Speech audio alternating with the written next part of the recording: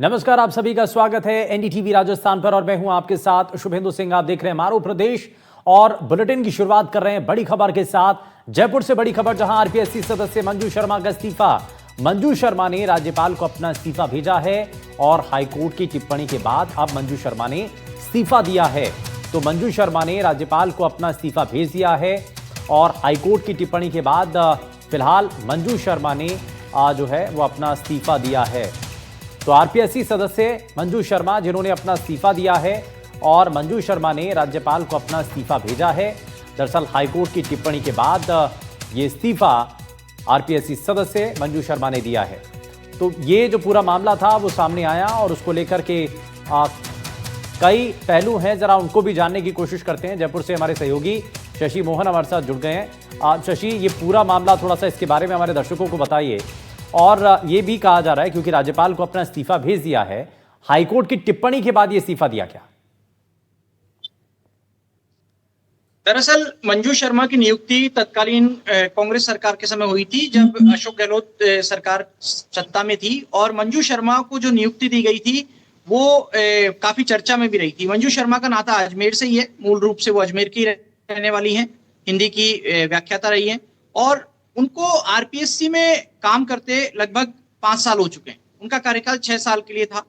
और ऐसी सूरत में जब अभी सब इंस्पेक्टर भर्ती परीक्षा के मामले को लेकर के हाईकोर्ट ने अपना फैसला सुनाया, जस्टिस समीर जैन की एकल पीठ ने अपने फैसले में हाईकोर्ट के जो तत्कालीन मेंबरान थे उनका भी जिक्र किया। उन्होंने रामूराम राइका की पुत्री के मामले का जिक्र करते हुए कोर्ट ने कहा, अलग अलग सदस्यों का नाम लेते हुए, मंजू शर्मा, संगीता आर्य, दिवंगत जसवंत राठी और दूसरे जो सदस्य हैं उनका नाम लेते हुए कहा कि जो पेपर किस तरीके से लिया गया, कैसे दूसरे सदस्यों का नाम लिया गया कि उनसे पेपर ले लीजिएगा, उनको बता दीजिएगा, तो ये सारी चीजें मेल प्रैक्टिस की श्रेणी में आती हैं।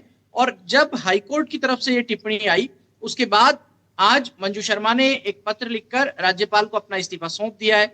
उन्होंने ये कहा कि वो अपने कार्यकारी जीवन में और व्यक्तिगत जीवन में शुचिता और पारदर्शिता के साथ अब तक चलती रही है। जो हाईकोर्ट की टिप्पणियां हैं उससे उनके खुद के गरिमा पर और संस्थान की गरिमा पर प्रतिकूल असर पड़ सकता है। ऐसे में उन्होंने इस अपनी शुचिता को बनाए रखने के लिए यह इस्तीफा दिया है।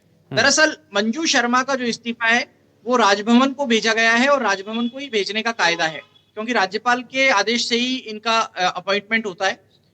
हालांकि उन्होंने एक मेल करके आरपीएससी को जरूर इस बात से अवगत कराया है। आरपीएससी सचिव को और चेयरमैन को ये मेल किया गया।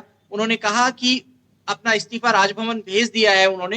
हालांकि आरपीएससी इस चीज की पुष्टि करती रही कि कहीं उनका मेल हैक तो नहीं हुआ है और ये बात सही है क्या कि उन्हीं की तरफ से ये मेल किया गया है। लेकिन जब बाद में पत्र आ गया तो पत्र को भी देखा गया आरपीएससी में और अब कंफर्म हो गया है मंजू शर्मा से भी, जहां तक हमारे आरपीएससी के सोर्सेज बता रहे हैं कि उन्होंने ये इस्तीफा दे दिया है और पद छोड़ दिया है। तत्काल प्रभाव से उन्होंने इस्तीफा स्वीकार करने का भी आग्रह किया है। अब सवाल ये कि क्या जो दूसरे मेंबरान हैं वो अपने काम को देखते हुए या हाईकोर्ट की इस टिप्पणी को देखते हुए क्या वो भी ऐसा कोई कदम उठा सकते हैं? बिल्कुल, क्या मोरल प्रेशर बाकी जो मेंबर्स हैं उनके ऊपर भी बनेगा? ये मोरल प्रेशर की बात है।